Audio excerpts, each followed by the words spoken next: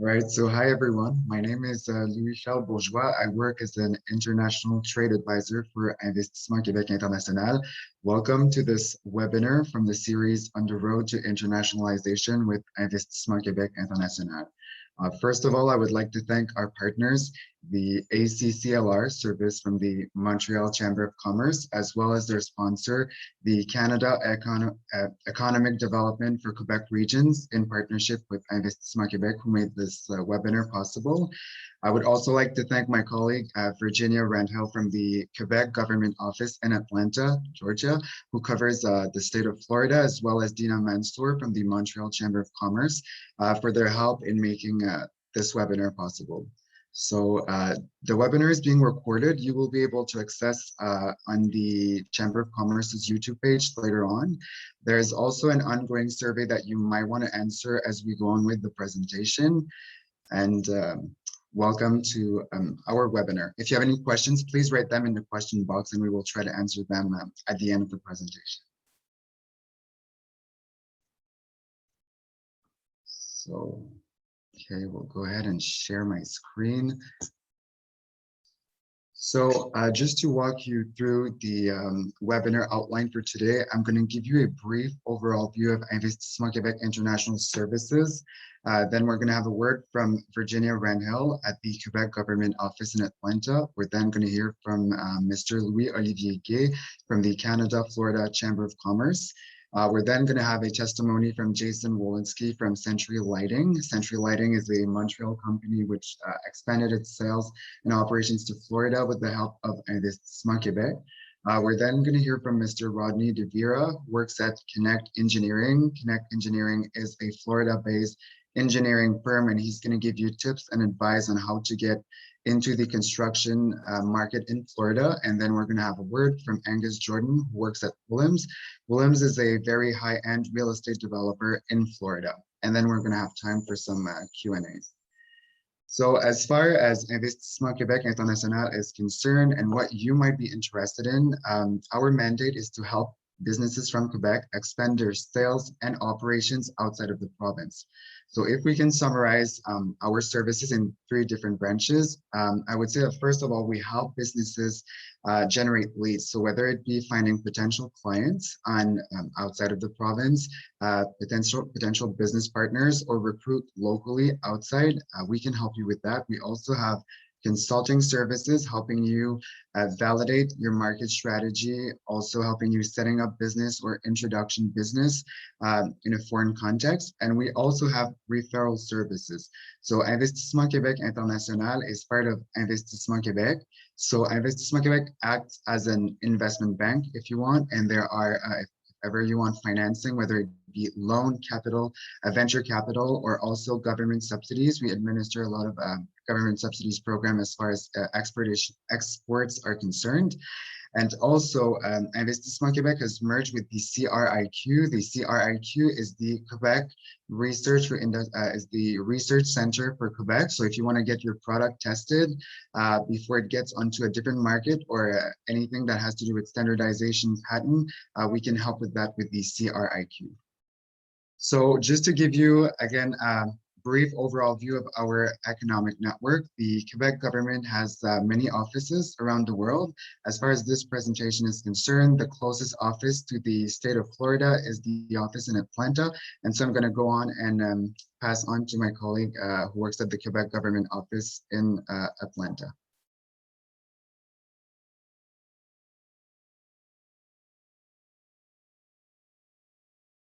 Virginia.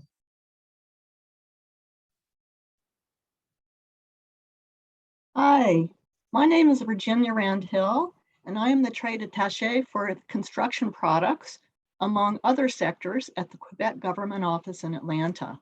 And my role as a trade attaché is to help promote residential and commercial construction products from Quebec to the 7 states in the southeastern US, which are Georgia, Florida, South Carolina, North Carolina, Tennessee, Alabama, and Mississippi. I help them export to our region by looking for partners who would purchase or represent their products according to the needs of the Quebec manufacturers, whether it's reps, distributors, architects, general contractors, developers, builders, hardware chains, etc. I'm kind of a matchmaker for putting Quebec manufacturers of construction products and Southeast buyers together. I also am constantly looking for new contacts in the Southeast and updating the buyers' names and contact info. Also, I'm kept aware of new products from Quebec, keeping abreast of the playing field. I also am constantly reading and listening to webinars and articles on the latest trends and markets in the Southeast and looking for opportunities for Quebec manufacturers. Much of my work for the construction industry is in the state of Florida, as I have many requests from Quebec companies wanting to export their products there, especially for the hospitality industry, hotel and restaurant furnishings, upscale condos and retirement communities, mixed-use properties, kitchen and bath dealers, etc. Florida is different from other regions in the Southeast with many Hispanics and many Canadians who have bought properties. There is also a large contingency of Quebecers living in Southeast Florida around Hollywood and Fort Lauderdale, many of whom are in the construction field.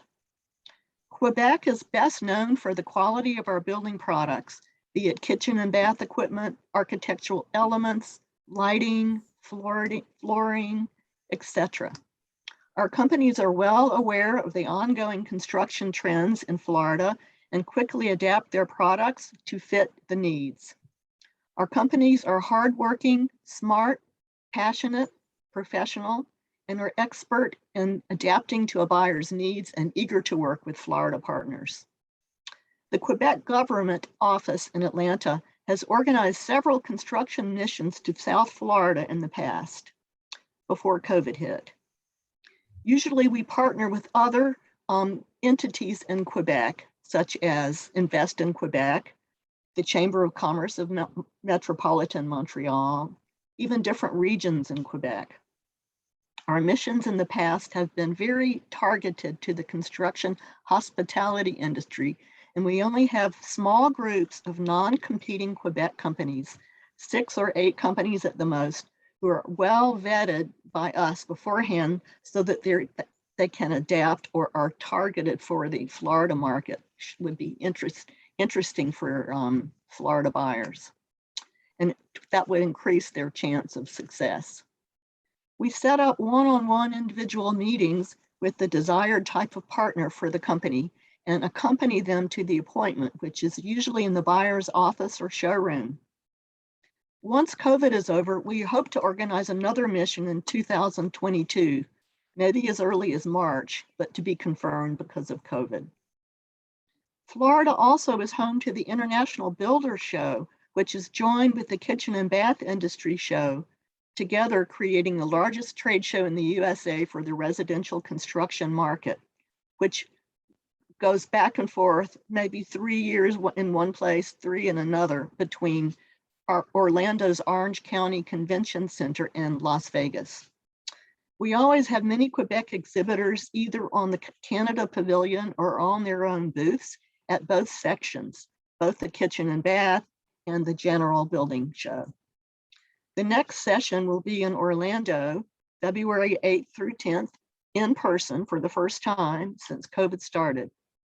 There's a smaller regional residential construction trade show, which will be held in Kissimmee near Orlando in July 2022. It's called the Southeast Building Conference, which is the largest regional residential construction show in the Southeast. And most of these attendees are home builders, mainly from Florida. This is just to give you an overall idea of how the Quebec government office in Atlanta can help construction companies from Quebec approach the Florida market. We are all here to help you with your needs, and there is much opportunity in this booming state. And now I want to introduce my dear colleague, Louis Gay from the Canada-Florida Chamber of Commerce. Thank you. Good morning, everyone. Thank you, Virginia.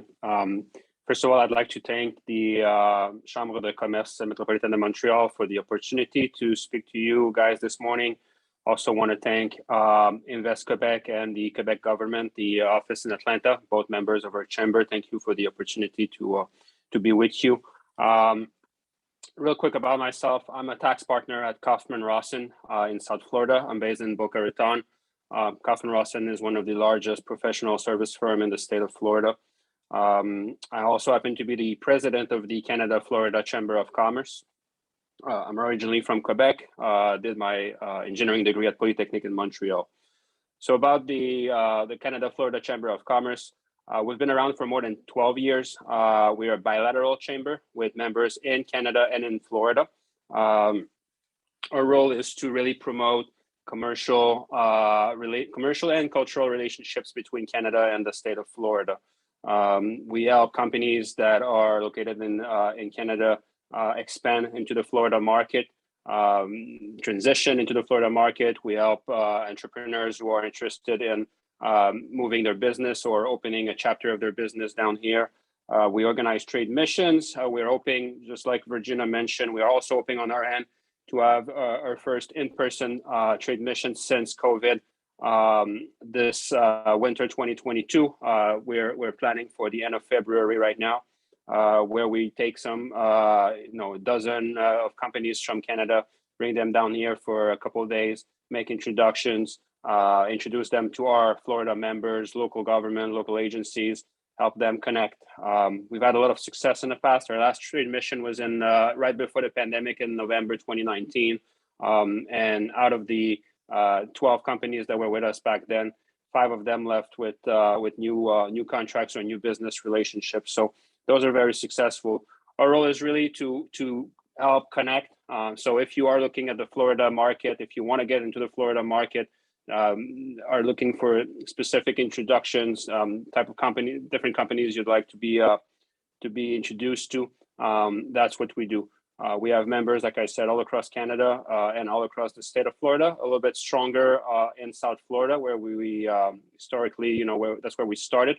But we now have a presence also on the west coast of Florida, in the Naples area, and in the Orlando market as well. And you'll hear in a few minutes from 2 gentlemen, Rodney Devera and Angus Jordan.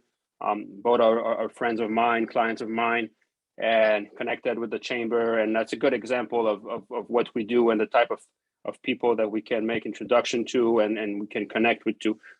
These 2 guys are, some of the top civil engineers in South Florida. They've worked on amazing projects, which they'll tell you about. Some of the largest infrastructure projects. Rodney has probably been working on, I don't know how many projects about highways and roadways and new infrastructure.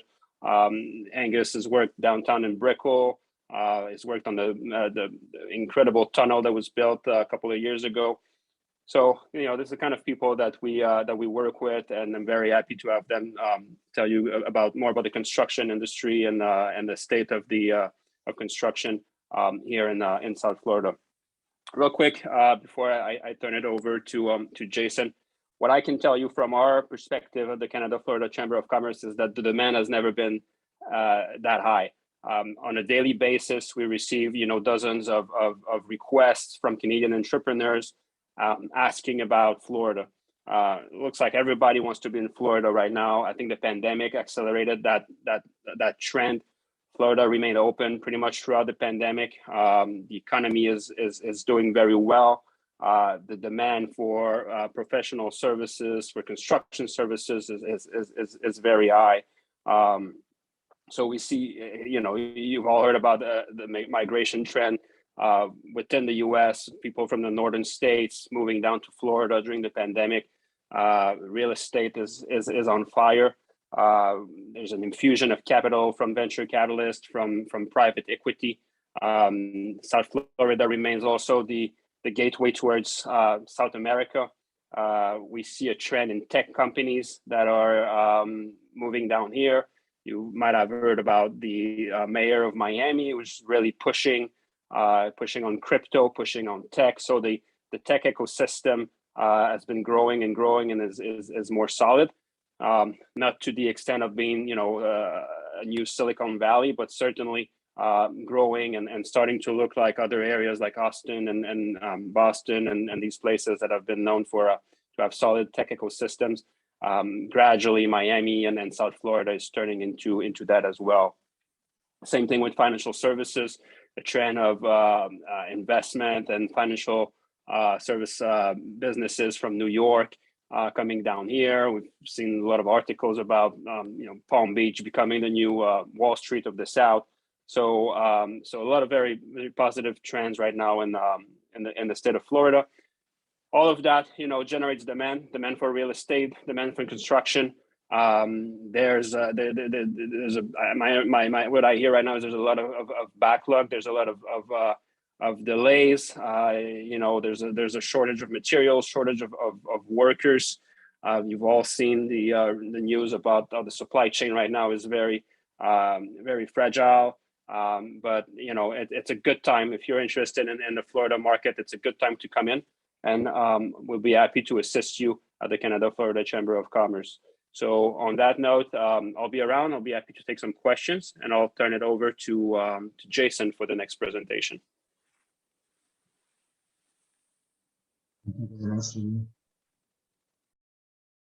Thank you, Louis. And thank you, Virginia, as well. Do I have, can I share my screen yet? Yes, there we go. So my name is Jason Walensky. I'm one of the owners of Century Industries. We pride ourselves on being one of the last, if not the last, raw manufacturers of decorative lighting in North America. We're located right up here in Montreal, Canada. So what we do is we have 76 years in business producing custom lighting packages for hotels, restaurants, retail outlets, healthcare, multifamily, which has really boomed recently. And we have quite an extensive history. So I'm very pleased and honored that I was invited to give this presentation and just talk about our experiences with the Quebec delegation and the Chamber of Commerce and the relationship in general between Quebec and Florida as a vendor and as a supplier and a manufacturer. So we have a lot of gratitude for the Quebec delegation as we've got 12 successful trade missions to date. We were very excited to have one last March, and the travel ban took place about 3 days before everybody was set to take off. So that didn't happen, but we're still looking forward to it. Now, what I can say, I can kind of go on what Louis Olivier was talking about, how South Florida and Florida market in general is always the first to bounce back from a recession. Now, the reason why this was so appealing to us, maybe 8, 9, 10 years ago when we first began with the Quebec delegation, was the fact that the market was booming when the rest of the country or the rest of the US was not. So in meeting Virginia, she has been, without realizing it, an unbelievable angel to us in growing our business. Now, it takes a lot of work and a lot of constant effort, but just having the Quebec delegation and the government behind you to push you along and to vouch for you, to sell you, to mention your name, and to set up appointments with you with some potential clients has been unbelievable. So we have 2 case studies that I can go over with you. We had one relationship that Virginia had arranged with us maybe 8, 9 years ago, and that was with Sandals and Beaches Hotels. So we met with them. We met with their design directors, their purchasing directors, had a meeting. It's explained what we do and how we do it, and just from relationship building, we got in on some of their Jamaica properties, Bahamas properties, Barbados properties, and so on and so forth. So we still now for many, many years are one of their top suppliers for decorative lighting within all of their properties in the islands. And that's as a thanks to the Quebec delegation and just introducing us to this wonderful company. Another very interesting turn of events happened. We were arranged with a company called Ad Inc., who was since purchased by Stantec, who is a Canadian company.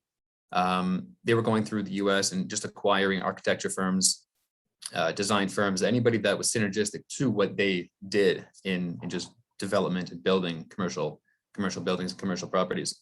So we got in with this company called Ad Inc. in Stantec, and I'll go through a few slides here on some of the completed projects that we've done. But since then, how this has worked out for us is that just by taking care of the people and taking care of the clients, listening to the client's needs, listening to developers' needs as a custom manufacturer, and ensuring that everything comes out of Quebec and comes out of Canada, delivers to the properties in Florida exactly as specified and as needed, we've built our reputation and built our relationship. So with this one account, I won't go over numbers with you, but this kind of morphed into working exclusively with this group. One of the directors of design had left and opened up her own company. She took us with her and said, you guys are my supplier. You guys are the reason why I was so successful with these clients. Her developer that she worked with while she was with this company also said, you know what?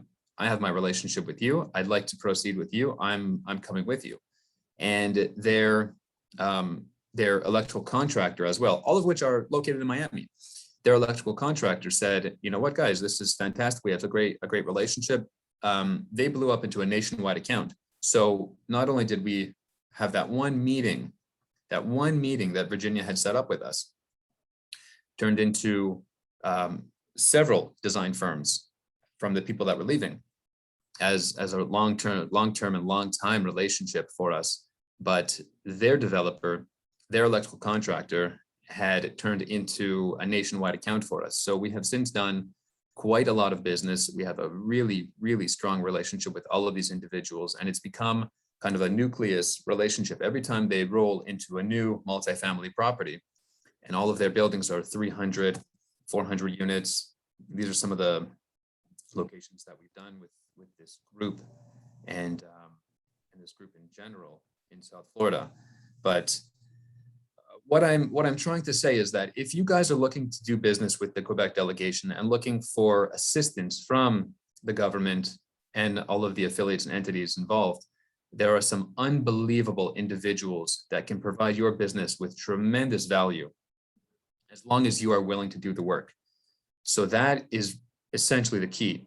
People can show you the door, you have to walk through it, and it takes a lot of constant effort and energy to expose yourself, show everybody within that marketplace that you are here to stay, that you are providing constant energy and constant solutions, and you will ultimately be successful. So don't think that you're going to do one trade mission and be successful. And you might be. It might happen. You might get lucky. You might get one great contract. It has happened to numerous fellow vendors that have been with me on prior trade missions. They walk into an appointment and boom, it happens to be right place at the right time when somebody's in need and you get an order for, a 6-figure order. But if you want to be successful, you have to be consistent. And that's what we did with the Quebec delegation. So we had taken place, as I mentioned, within 12 trade missions, and we will hopefully be doing 12 more and even dozens and dozens more after that. But this has proven to be a very valuable tool for our company. It has helped expose us and it has helped us grow. And we are very thankful and very fortunate to be considered one of the partners of the Quebec government. So I thank all of you. And if anyone has any questions, I am here to answer them. Well, thank you very much, Jason. If anybody has a question, write it down in the question box and we'll try to answer them at the end of the presentation. But thank you very much, Jason, for the good words. I'm now gonna pass on to Rodney, Devera. Jason, maybe you can stop sharing your screen and so that Rodney can, thank you. There you go, Rodney. The floor. Thanks, Jason. All right. Can everyone see my screen, I'm assuming? All right. Great. Yes, we can see your screen. Yeah. Good morning, everyone. It's an honor to be here. Before I get started, I definitely wanted to say, first and foremost, thank you. Louis Gay has been, as he had stated, a longtime friend of mine. It's one of those where he had referred me to this upcoming webinar, which I'm able to participate in today. And when he presented the opportunity, I jumped on it. That's one that is exciting to me. It's one that I'm also new to. I also want to thank Louis Chow, as well as Virginia and Dina for being so kind and also organizing the event. And I'm really grateful to be here. Again, my name is Rodney Devera. I'm with Connect Engineering. I'm one of 3 principal partners. We are based in Miami, Florida. And what I wanted to do today is give the perspective of Florida's construction as more from a civil engineering standpoint. Connect Engineering is a private civil engineering firm. And so we're very involved and very excited when it comes to a lot of the growth in Miami, South Florida, and statewide in Florida. And so with this cover slide, I just wanted to go ahead and at least compliment all that has been said. There's frequent growth, there's continued growth in Florida. All these pictures are from Miami, and let me just kind of briefly go over them. On the left-hand side, you see what's called actually the future Aston Martin high-rise, high residential building. This is under construction now. This is a recent photo. And at the same time, this is going to be 66 stories. The residents, as far as the actual units, they range anywhere from $1 million to $55 million a unit. So on the high end range. On the right-hand side, I do involved with a lot of infrastructure. So we pay attention to site development, land development, at the same time, any type of infrastructure and transportation improvements. On the right-hand side is our future signature bridge.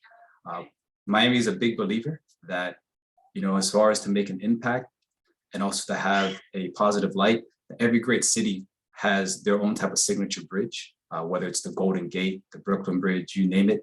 So in this case over here on the right-hand side, this is a project, a rendering that's under construction now. It's over $800 million in construction. It's a design build. It's very accelerated, and it's going to change the whole look and, of course, the capacity of Miami and the operational improvements. On the bottom right-hand corner, where it says bright line, Florida overall, and this is just coming from my own personal opinion, we tend to be a little bit behind. And, one can frown on that, but I think it's okay. Because really what that is opportunity. And so what I'm trying to say here is that with the bright line, one thing that we were lacking is connectivity between the cities of Florida. And so the bright line is our answer to that. And this was recently constructed and in use right now. So what I'm trying to say here with the bright line, it is a transit facility, a train that can take you from Miami to West Palm Beach to Fort Lauderdale. And then they're building another station in Orlando and continuing the connectivity to Tampa and throughout. So you can see a lot of growth and connectivity that's happening in Florida, and it's very exciting to be part of it. What I wanted to do with the presentation agenda is just kind of briefly go over an introduction, the Miami overview, trends and forecasts that we pay attention to, projects, both that have occurred and also in the future, and also resources. For those that, of course, there's a mixture of attendees here. We got contractors, we have those that are vendors, to break into the Florida market. So we want to be able to help you out as much as possible. I just want to give a quick background of Connect Engineering. We're only 2 years old, and that's actually exciting to say. The reason why we even got involved, I'm one of 3 principal partners. I have Adrian Robina and also my other partner and colleague, Daniel Greenberg. And the reason why we even started Connect Engineering is the fact that we had recognized that there's opportunity in Florida. We have statewide experience and we're multidisciplinary. We're all licensed civil engineers, and it's been an exciting venture. And so we all collectively have over 50 years of combined design experience, and our business is continuing to grow. A Miami overview. So hopefully, if I were to ask a raise of hands, if anyone been to Miami, everyone raised their hands. But if not, it's okay. There's opportunity there for you to come down and come visit our beautiful city, and also visit our Sunshine State. So just some quick facts and an overview about Miami itself. As you can see here, it's very dense, close to 3 million people, and this is based on a 2020 census data. As far as landmass, we're ranked 3rd in Florida. So here we have one of the most dense cities and also a fairly large landmass, so it's pretty dense here. And at the same time too, what are the characteristics that make up our city? We're a coastal city. Everyone always hears about our beaches. At the same time too, we have transit that makes us up. We have our airports. We both have the Miami International Airport and we have executive airports as well. We have our port. We have our parks. We have our health district. At the same time too, we embrace our cultural arts as that's continuing to grow as well. And at the same time too, something that, as mentioned before, as far as our shortcomings, we're also trying to make up for it. We're always trying to improve the quality of life. And how can we do that? Well, we can improve our parks. We can at the same time too, provide more density. When I mentioned transit earlier, a trend that we have started to see more and more is that when it comes to mass transit, while we do not have a subway system due to the high water table, we actually have an above ground subway, if you want to call it that, subway, even though this is above ground, kind of more like a monorail. And what we've noticed over the years is that there's a lot of high-end buildings that have been actually being built right next to the stations of the monorail and providing more density in those areas. Whereas before, when I moved to Miami back in 2006, I'm originally from Orlando, that wasn't the case. It was like, why would someone want to develop close to a monorail or a transit system? But as you look at the more dense cities and the infrastructure they're planning, it does make sense as far as why to have that type of connectivity. And going back to where I'm from, I'm originally from Orlando and I moved to Miami in 2006. And when I came here in 2006, the whole landscape was just nothing but cranes, cranes, cranes, and a lot of construction. And I knew that I made the right choice. It's one of those, of course, we all experienced the pandemic, but as a civil engineer and also with the construction industry, we're an essential business. So we stayed busy. Actually, we saw growth, believe it or not, in 2020. So that just goes to show that despite the hurdles and of course, the pandemic and others, the curveballs that we've been dealing with, that growth is still continuing to happen here in Florida. So I pay attention to a lot of different sites. This is one way to kind of pride myself in seeing like, what's going on, what's the trends. I look at numerous sites and one of them was from coming over here. And what this is basically showing, just a quick overview, even though it only goes to 2023, the trend is that it's continuing to be positive when it comes to the construction market, whether it's residential, infrastructure, commercial, healthcare, et cetera. So this is just giving you an overview of the positive trends. On the right-hand side, these are the top regional projects sorted by construction value. So these are the types of things where, when I see this, I always try to take a look at them just to see what's going about, how I can be part of the team, but also have a general understanding and hopefully more of an in-depth understanding of how I can be part of this growth that's happening here in Miami and overall in South Florida. And speaking of growth, if there's Miami-Dade, that's the county that I do most of my work in, but we also at the same time too do it throughout the state of Florida. And these different types of infrastructure projects are just an example of the projects that I have had an opportunity to be an engineer on. On the left-hand side, Louis had mentioned an extensive expressway system, and that we do have. And it's constantly being improved, where we're constructing expressways in order to link the different cities throughout Florida. On the right-hand side, we have what's called complete streets types of projects, where we take into account that as cities, towns become more dense, you want to take into account that as you start having these residences, whether it's 5-story, 6-story, 20-story buildings and areas become more populated, that you want to be able to make sure that your roadways and the overall area is accounted for everyone. So what I'm trying to say here is that on the right-hand side here, where it has the infrastructure improvements on Frangio Road, what we had did is actually account for bicyclists. We accounted for, there's decorative lighting that was installed, also with Wi-Fi, took into account that there was wider sidewalks for the pedestrians and landscaping as well. Monroe is another county. If you're familiar with the Florida Keys, it's a county that's just right south of Miami-Dade. And we've done works there as well. And so there's a continuing trend of construction and improvements that are continuing both in Miami-Dade and Monroe County. And another thing too that we're really engaged in is it comes to safety and also account for all users. There's maybe a couple words, Vision Zero or Target Zero, where we're trying to target as a big vision, 0 fatalities and serious injuries when it comes to our roadways and overall when it comes to construction. So that's a vision that should resonate with anyone that's part of this meeting and at the same time this webinar as a vision for Miami, a vision for the state of Florida as we continue to grow, no matter what it may be. This is some other growth statewide that's occurring. I had mentioned also the expressways as you see on the left-hand side. Something that also makes up Florida is in Miami is that we have universities. There's the Florida International University, which this picture on the right-hand side, we're a part of the land development and the growth of their Student Academic Success Center. At the same time, we have the University of Miami and there's Miami-Dade College. And there's one thing that's for sure is that when we've looked at their work programs and their bigger vision is that they're constantly trying to improve and build brand new state-of-the-art buildings. And on the bottom half side, you can see other projects that we've done, whether it's in Orlando, also in the Fort Lauderdale area. So one question that I wanted to ask is that, well, if you're a vendor or at the same time too had a product, what would we be looking for? And it's not just me, but I also solicited some feedback from my peers and also those that are in the construction industry, or whether you even be architects. And it kind of narrowed down to these 4 items. And these are not the only 4, but at least to consider. Is the product that you have or that you're looking to showcase, whether at trade shows or when you're meeting one-on-one, does it enhance safety? At the same time, too, to break into this Florida market, whether it's in the construction industry when it comes to highways or looking for buildings, is it pre-approved? We have what's called approved product list, and we also have qualified product list. And what that really means is that if you're a vendor and your product has already been pre-approved, then whether it's a contractor, an architect that's looking to use your product, if you're already on that list, it just makes it that much easier that it can be part of a project.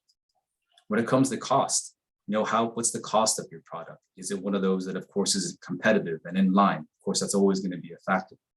Maintainability.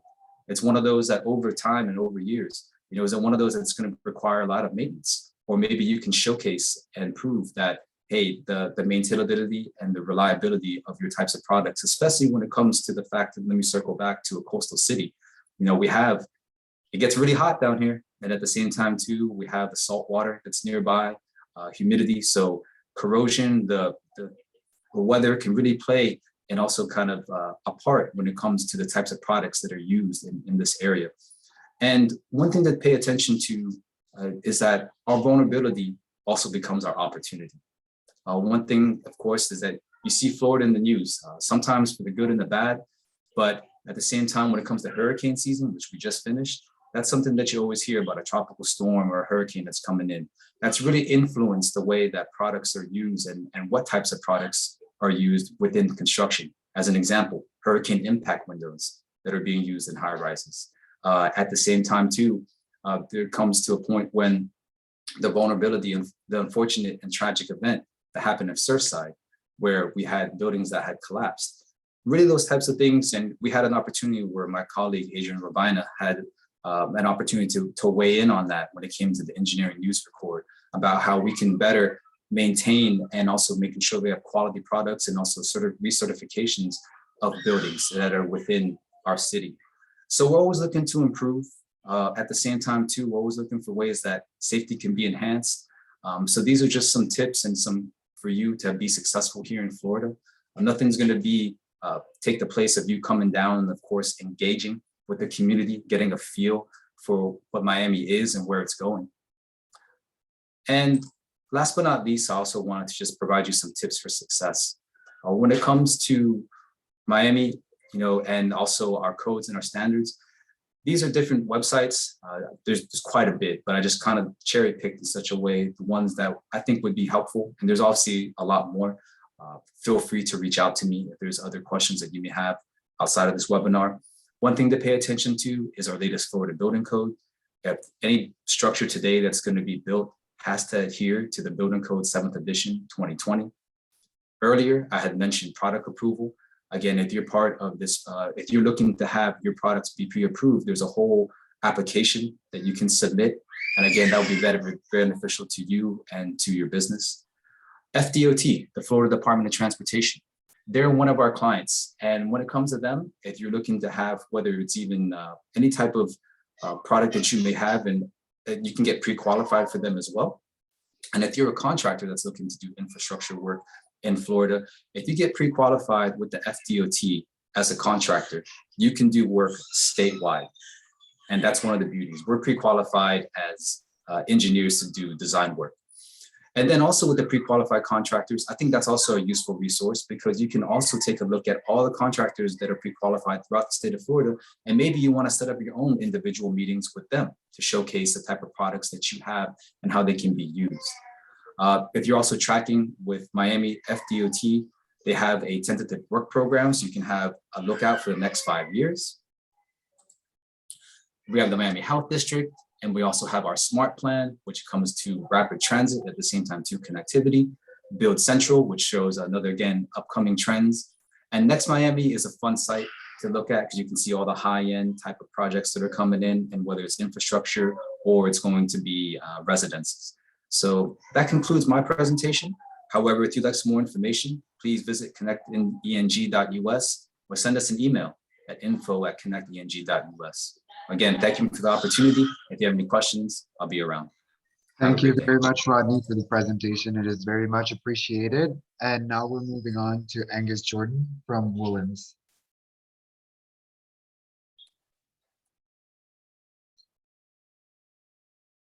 Jordan. Okay, thank you. Okay.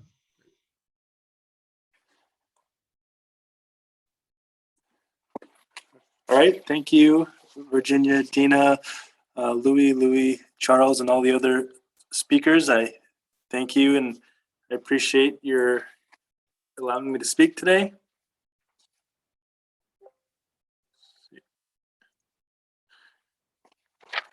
Okay, my name is Angus Jordan. I'm from Windsor, Canada. I actually have family in Scarborough. I'm a civil engineer, MBA with a specialty in construction finance. I'm working for Woolens Inc., which is a luxury residential builder. We build homes in mainly Palm Beach Island and Ocean Reef in the Keys, which is a section of Key Largo. We specialize in home renovations, condo, mainly penthouse renovations, ranging from $2 to $15 million.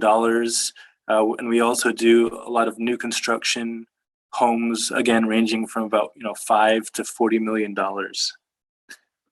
So I'm going to give you just a little bit of a background of some of the projects I've worked on, and then I'll go into the South Florida business outlook and some tips for success in South Florida.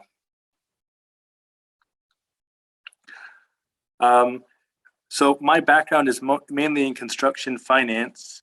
I worked on the Miami Tunnel project in downtown Miami.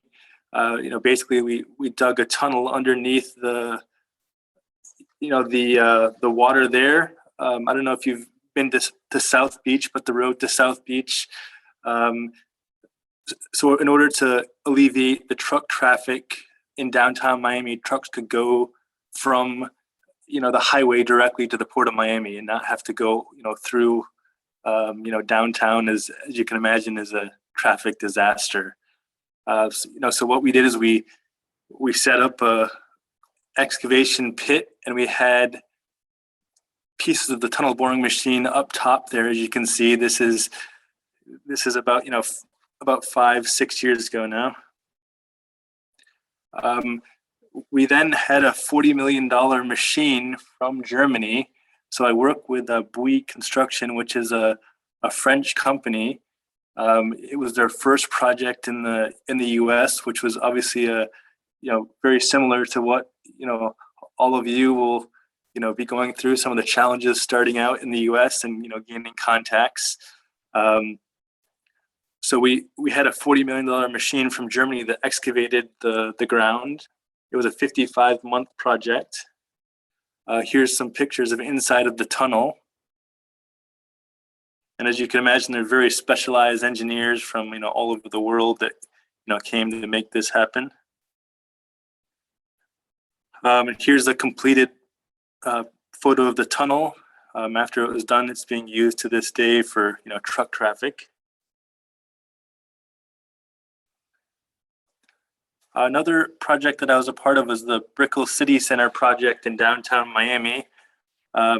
This is another $1 billion project, which was actually a joint venture between the French company Bouygues Construction and a local company, John Moriarty.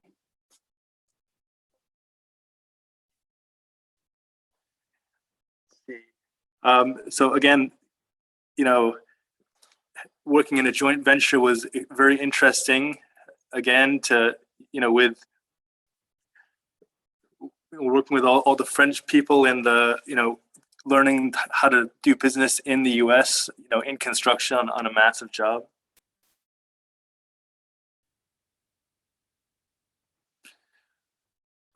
And then as Rodney had mentioned about the Bright Line train project, this is a huge infrastructure that had just been recently completed. So I worked on the Miami station, which is about 4 city blocks long. And we had 2 skyscrapers on top of the station.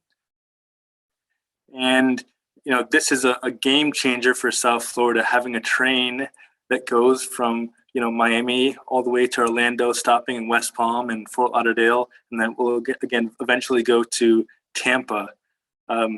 This is, huge for the economy and, bringing tourist dollars down for hotels, cruise ships.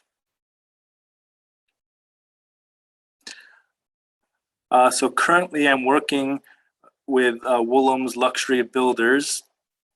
We do, as I said, high-end residential renovations and new house builds. So, here's a picture of some of our type of work. As you can see, it's unbelievable quality, museum type quality. They've been in business since 1984. Here's another picture of, some of our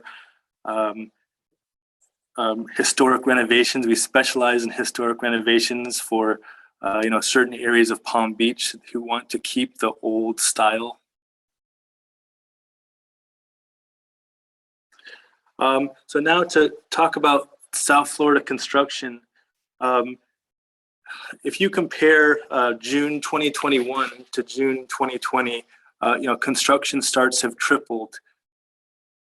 It's incredible. Obviously, with COVID, there was a lot of uncertainty, but the main thing was that construction did not shut down. It was business as usual. We kept moving. No one really shut down in construction. Some of the bigger projects did stall, but we will talk a little bit about that. But again, in the residential market, the demand from out-of-state buyers is unbelievable. People from New York and New Jersey that have been, stuck up there in the cold for years are coming down here. And there's really limited land options with all this population growth. And it's actually creating significant demand, not only for residential homes, but also for high rises. As you can imagine, in a place like Miami, there's not much room left to build residential homes. So the condo market is really starting to pick up now. And there was uncertainty about that because of COVID, obviously, but it looks like that is going away.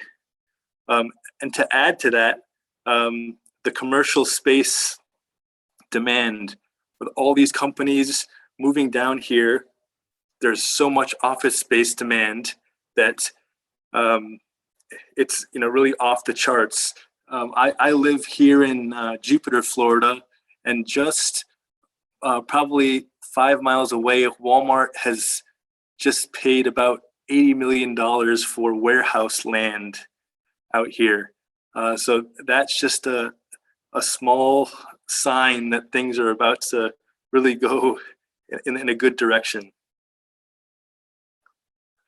And so, as I said before, the impacts of COVID-19 on the construction industry, really, the demand was down initially because of uncertainty, but it was business as usual most of the time for the bigger projects and residential. And right now, the COVID scare, at least in the US, has changed. The outlook is much better. Just a little bit of data for you. I'm an engineer, so I like to see graphs and data. This is actually a backlog indicator of construction as a whole. You can see from 2012 up until August 2021. As you can imagine, obviously in April of 2020, the outlook was bad. People were scared. They didn't know what was going on. A lot of projects got put on hold, and now things have come back. As you can see there in June, it dipped a little bit because of the material escalation. As you probably know, rebar and plywood were up like 40% in terms of pricing. This scare is over now. It was a bit of a blip in the radar, and so while materials are still scarce, the insane prices of plywood and rebar have started to really be adjusted and be a bit better.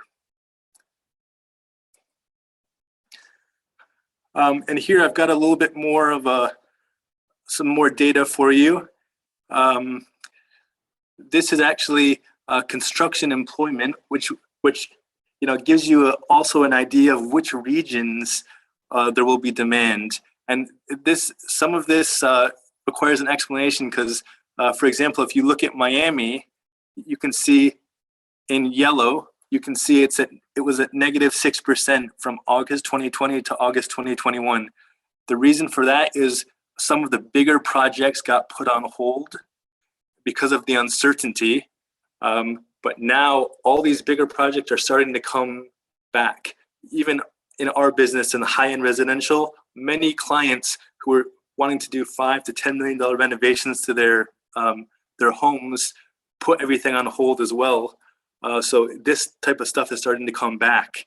But the other interesting thing to see from this chart is there's big growth on the West Coast. Fort Myers, 11%. Port St. Lucie, 11%. Sebastian, Vero Beach, 9%. So just to give you an idea, not only the Palm Beach County area has opportunity, there's also other areas. For example, Port St. Lucie is a more affordable area to live in Florida.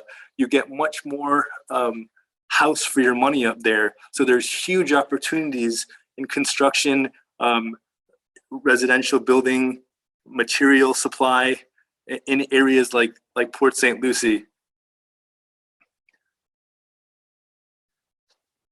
Okay, so one other thing is what Rodney had talked about is the market outlook about the, unfortunately, I'm sure many of you have heard about the Champlain Towers, the Surfside disaster. It was horrible to see those people lose their life. But the thing that's the take home from this for you is that all of the cities, all of the counties are going to have so many more requirements for condo buildings, for 30-year, 40-year requirements. They're going to be extremely strict on all the requirements to recertify all these condo buildings, the pools, the anything structural, and people are going to be redoing condos. This is going to be a huge wave of construction, I would say, in the next 5 years, as people will want to bring all their buildings up to date and up to codes, as these will be changing very shortly. Okay, one other thing about South Florida, specifics of doing business in South Florida is, as also Rodney had mentioned, the Florida building codes include many special requirements, mainly hurricane wind loads. As you can see here, there's different wind load requirements for different areas of South Florida. South Florida is the third lowest elevation of any state, and we're very susceptible to rising sea level, floods. So there's many building codes and restrictions that need to be you need to be aware of when you're doing business in construction down here. One other thing is Florida's construction environment focuses on compliance. Contractors must obtain a license to obtain a building permit. Fail to comply on this type of stuff is sometimes more than the legal problem. It may cause default of financing of the project, depending on the size. But the take home here is that the permitting process, the compliance is very strict here compared to other areas. For example, we are also doing business in Montana, doing some big renovations over there, building log cabins for some clients. And there's really no permitting. There's no inspections. It's like a wide open, Wild West really. So, which is much different than Florida. One other thing is, in Florida, the push for green buildings. The government will not even build a green building, or they will not even build a building unless it's LEED certified. You should look into LEED certification, as this is a huge advantage, and it will really open up your market share to government buildings and commercial buildings. There's a lot of companies that will build these green LEED certified buildings, just to show that they're environmentally conscious. So one thing to conclude on is the South Florida boom is like no other. With an eye to compliance and understanding of the legal and the legal and the permitting, you have a once in a lifetime opportunity here in Florida. This boom is going to be great, and I wish you all luck. Thank you. All right, thank you very much, Angus, for the presentation. All the panelists, now you may want to open your cameras and microphone. We're going to take the questions. We have 3 questions in the chat box. So the first one we received from Scott Armstrong, maybe this one, Louis Gay from the Canada-Florida Chamber of Commerce, you might answer, or if we're not able to answer the questions right now, we're going to get back to you later. But so the first question goes, I would like to know which banks in the US are providing Canadians with no US credit but high net worth in Canada mortgaged loans to purchase investment properties in Miami. That's a good question. Yeah, I can pitch in on this. So most of the large Canadian banks have a presence here. At the Chamber, we work very closely with Desjardins, which is a major partner of us. Desjardins Bank has branches in South Florida, in Hallandale, Pompano, Boynton. They do mortgage loans for Canadians. The good thing about Desjardins is that the Canadian credit history, that's my understanding, carries over to them.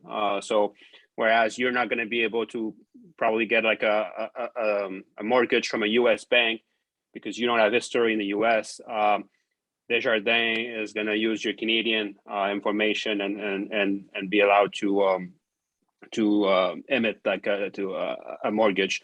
RBC is also there. RBC, Royal Bank of Canada. They no longer have branches here, but they do offer services for individuals. They don't do businesses, but they have a loan program for Canadians who want to buy or build real estate. They are affiliated with PNC when it comes to branches and local banking. But RBC, Desjardins are here. They're the biggest ones as far as I'm concerned. TD Bank is also here. Banque Nationale, Nat Bank, same thing like Desjardins. They have branches down here, and PNC, which does business in Canada, is also over here. So the major players are here. And if anyone needs some introduction, we're happy to make these introductions. We work very closely with the financial institutions at the Chamber. Thank you, Louis, for your answer. The second question also comes from the same participant, Mr. Scott Armstrong. I own a global tech software company and I am interested in opening a branch in Miami. I would be interested in the export mission as well. So as soon as we have information on the next trade mission, we will make sure to follow up with you, and the Canada-Florida Chamber of Commerce as well organizes events. So we will also pass on the information to you, Mr. Armstrong. And then we have a third question from an anonymous attendee. Hi, it's possible to offer our services by contract in Florida during a few weeks a year, for example, as a superintendent service, management, and general contractor for renovation. Probably need a license from USA, question mark. Rodney, Angus, or Louis? Well, I'm sure that Rodney can comment about that, but I would, just before I turn it over to him, I would say, first of all, there's also a matter of immigration, work permits, not even like from a construction perspective, but from being allowed to render services here in the US, have boots on the ground. So it's something that any company that is contemplating that type of model will want to look into in terms of securing, getting a work permit, either like a NAFTA work permit, which we call the TN work permits, or using local resources. But there's an immigration process that has to be looked into even before considering that. And Rodney, maybe about the compliance, which I'm sure you need to be licensed for these kind of projects, but maybe you want to say a word about that. Sure. Thank you. And what you said is really great information. And to complement also what Angus said, that mentioned being certified and being licensed to do the type of work and offer the services here in Florida is going to be key. It's administrative work, it's paperwork, and sometimes can plan ahead. It can take a little bit of time as far as to get all that secured, but the opportunity is open. I wouldn't see why you wouldn't be able to do that, but again, there are quite a few things, as Angus had mentioned. We're very strict in Florida, especially, it's one of those things when it comes to safety and unfortunate events that have happened, that our regulations become even stronger. So it's one of those types of things, your familiarity. One of the slides that I have with the resources when it comes to the Florida Building Code, familiarize yourself with that. That'll also open you to other resources of where you can see, okay, what kind of standards, what do I need to follow or adhere to, so you can be familiar with the Florida market, whether it's going to be the building code, be doing highways, infrastructure. So Angus, I'm not sure if there's anything you'd like to add to that, but I think that's those are the few things that I would consider advancing and taking a look at if you're looking to do work throughout the year down here in Florida. Yep, that covers it.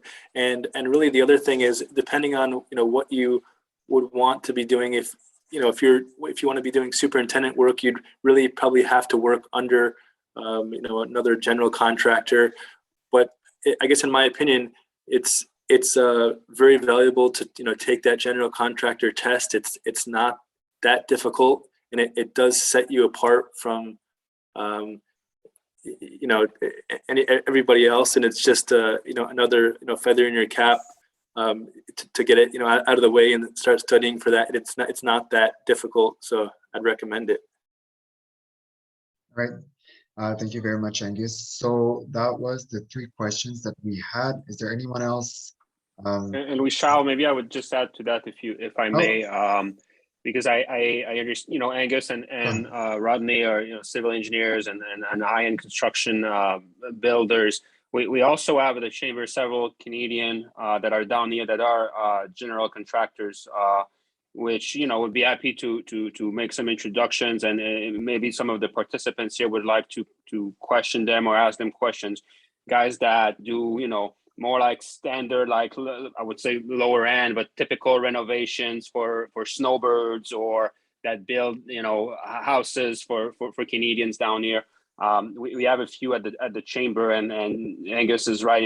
They all got their GC exam done to get the paperwork and be fully certified, and it's a game changer for them. So if anyone wants, in addition to Angus and Rodney, if anyone wants to talk with some general contractors down here that are from Canada, I would be happy to make that happen. Thank you very much, Louis, for this information.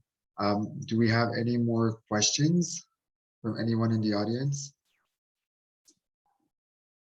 No, I don't necessarily have a question, but if there's time, I just want to add a couple comments. I wanted to compliment something that Virginia had said earlier, if there's time for it. Sure, go ahead. And then we have another question that just came in, but go ahead, Rodney, if you want to. And then, okay. Virginia had mentioned earlier with respect to the International Builder Show. I think trade shows are excellent. It's an opportunity to showcase, and something that's really big here in Miami is actually the boat show. You have people with a lot of high-end, yachts. I mean, there's no shortage of it, right? And so it's a beautiful time to come down to get wild, but at the same time too, the shows down here, there's a home show and there's a boat show.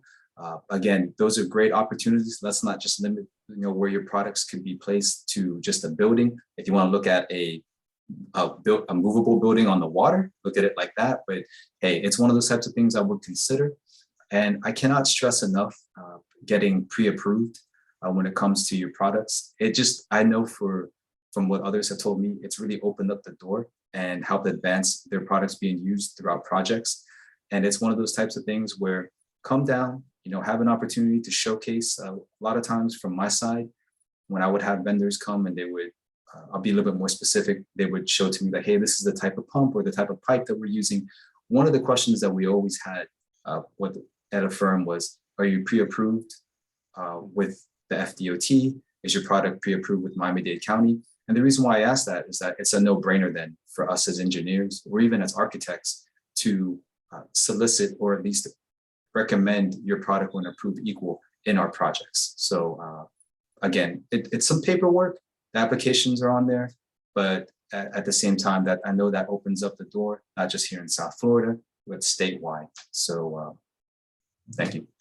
Thank you very much for sharing this information. Very valuable as well for anyone.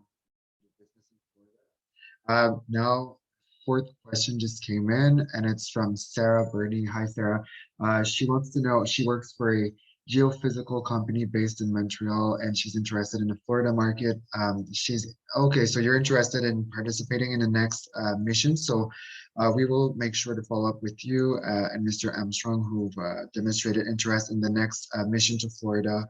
We take your name, take note of your name. Do we have any more questions?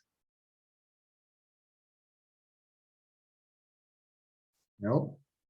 All right. Well, thank you very much, everyone, for attending the webinar today. It was a pleasure. Thank you very much, everyone who participated. Thank you for your time and energy. It is really much appreciated. I think the companies who were participants are getting out of here very much more informed. So thank you, and wishing you all a great day. Thank you, everyone. Have a great day. Thank you. Thank you very much. Thank you. Yep, thank you, everyone. It was excellent. Thank you, everybody, for your time. Thank you. Thank you. Bye. Bye.